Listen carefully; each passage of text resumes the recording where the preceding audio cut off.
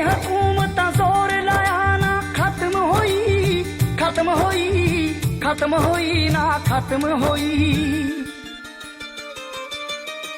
ਕਈ ਹਕੂਮਤਾਂ ਜ਼ੋਰ ਲਾਇਆ ਨਾ ਖਤਮ ਹੋਈ। ਸਿੱਖ ਕੌਮ